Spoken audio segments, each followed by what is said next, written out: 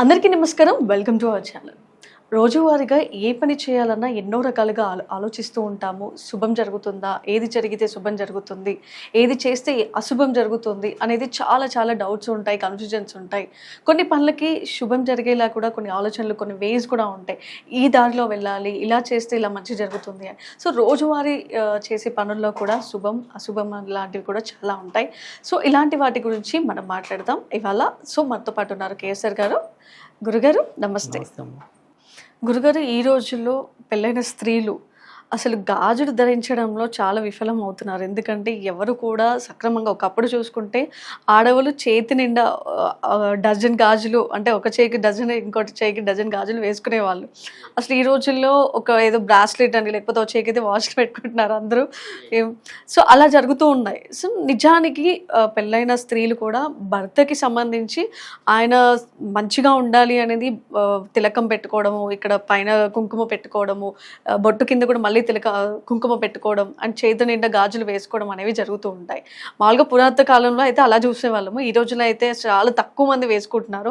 అసలు నిజానికి స్త్రీలు ఎన్ని గాజులు వేసుకుంటే భర్తకి మంచిదంటారు? రైట్. ఇది ఇక్కడ మీరు చెప్పినట్టుగా అంటే ఇప్పుడు కేవలం ఇది గాజులనే కాదు, నిజంగా కంటికి స్పష్టంగా కనిపించే బొట్టు పెట్టుకునే వాళ్ళు కూడా అరుదనే చెప్పాలి. సాధారణంగా వారు ఏవైతే వస్త్రాలు ధరిస్తూ ఉంటారు వాటికి అనుగుణంగా ఏవో చిన్న బొట్టు బిళ్ళలు తీసుకొచ్చి కొన్ని సందర్భాల్లో అవి ఏమంటాం చీమల కన్నా కూడా చిన్నవిగా ఉండి అసలు వాళ్ళు బొట్టెట్టుకున్నారా లేదో ఒక్కోసారి వాళ్ళు దేనికి సంబంధించిన వాళ్ళు కూడా మనకి ఒక్కోసారి అనుమానంగా అనిపిస్తూ ఉంటుంది.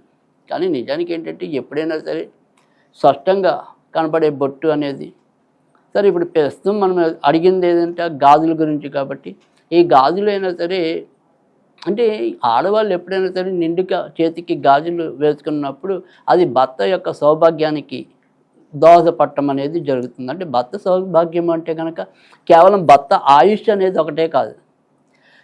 ఇప్పుడంటే ఆడవాళ్ళు సంపాదిస్తున్నారు, మగవాళ్ళు సంపాదిస్తున్నారు, చివరికి చదువుకునే విద్యార్థులు కూడా పార్ట్ టైంగా కూడా సంపాదించుకోవాలని తాపత్రయపడుతున్నారు. సో సంపాదన అనే దానికి ఇప్పుడు పెద్ద వీళ్ళు వాళ్ళు అనే వివక్ష అనేది ఏమీ లేదు. కానీ ఈ రోజుల్లోకి వచ్చేప్పటికి ఏంటంటే, పూర్వకాలంలోకి వచ్చేప్పటికి ఏంటంటే భర్తే అన్ని రకాలుగా సంపాదించి కుటుంబాన్ని పోషించుకోవాల్సిన బాధ్యత అనేది ఆయన మీద ఎక్కువగా ఉంది. అందుకని ఇక్కడ ఏంటంటే భర్త యొక్క సంపాదన, ఆయన యొక్క శ్రేయస్సు బాగా ఉన్నప్పుడు మాత్రమే ఆ కుటుంబం వృద్ధిలోకి వచ్చేది. పొరపాటుని యజమాని ఏదైనా సరే మూలపడితే కనుక ఇంకా వాళ్ళ కుటుంబం అంతా కూడా విచ్ఛిన్నం అయిపోతూ ఉండేది. కనుక అలాంటి పరిస్థితులు రాకుండా భర్త ఎప్పుడు కూడా ఆరోగ్యంగా ఉండటం, భర్త ఆయుష్కారకుడై ఉండటం, తర్వాత ఈ రకంగా సంపదలు వృద్ధి చేసుకునే తత్వాన్ని కలిగి ఉండటం కోసం మనకి యొక్క పురాణాలు అయితేనేమి, వివిధ ధార్మిక గ్రంథాలు అయితేనేమి స్త్రీలు తప్పనిసరిగా ఆ రకంగా వేసుకోవాలి గాజులు. అంటే ఈ గాజుల్లో కూడా నిజానికి ఏంటంటే ఎరుపువి, ఆకుపచ్చ, అంటే మీరు రకరకాల రంగులు వేసుకున్నప్పటికీ కూడా అందులో ఖచ్చితంగా చక్కటి ఎరుపు రంగు గాజులు కానీ చక్కటి ఆకుపచ్చ రంగులు కానీ ఉండటం అనేది శ్రేష్టం. ఇవి భర్త సంపాదన ఇవ్వడానికి, భర్తకి ఎటువంటి ప్రమాదాలు లేకుండా ఆయన ఆరోగ్యవంతంగా ఉండటానికి. అంటే ఎరుపు వల్ల ఏంటంటే భర్త ఆరోగ్యం బాగుండటం అనేది ఒకటి, తర్వాత ఆకస్మిక ప్రమాదాలు లోను కాకుండా అడ్డుకోవటం అనేది.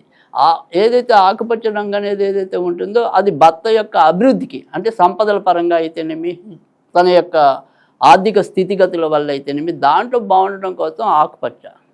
అయితే ఇక్కడ ఎప్పుడైనా సరే ఎన్ని గాజులు ఉండాలి అనేది కనుక లెక్క తీసుకుంటే కనుక సరి సంఖ్యలో వాటిని వేసుకోవాలంటే 4, 6, 8, 10 ఇలా సరి సంఖ్యలో. సో ఆ రకంగా వేసుకోవటం అనేది శ్రేయస్కరం. కనుక ఏదైనప్పటికీ కూడా కనీసం ఆ చేతికో 4, ఈ చేతికో 4, కనీసం అంతకంటే హీనంగా అంటే ఆ చేతికో 2 గాజులు, ఈ చేతికో 2 గాజులు వేసుకున్నట్టయితే కనుక అది చక్కటి ఇంటికి కూడా శుభాన్ని అందించడం అనేది అయితే ఉంటుంది. సో ఇప్పుడు నేను చెప్పిన దాని ప్రకారం నా భర్తే సంపాదించగలేదు, నేను సంపాదిస్తున్నా కాబట్టి నేను ఒక గాజు వేసుకుంటే చాలు అనుకుంటే అనుకోవచ్చు, అది వేరే విషయం. కానీ మనం వేసుకునే గాజుల వల్ల కూడా లక్ష్మీదేవి మన ఇంట్లో స్థిర నివాసం ఏర్పరచుకోవాలా లేదా అనేది ఆమె నిర్ణయించుకోవటం అనేది జరుగుతుంది.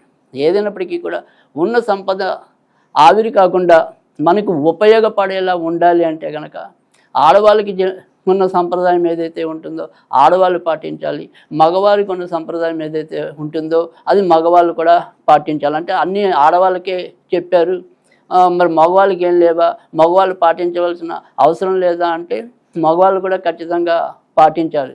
సాధ్యమైనంత వరకు కూడా ఆడవాళ్ళకి కన్నీరు రాకుండా చూసుకోవటం అనేది మగవాడి బాధ్యత. కనుక ఏదైనప్పటికీ కూడా స్త్రీని గౌరవించడం అనేది కూడా మగవాడి బాధ్యత.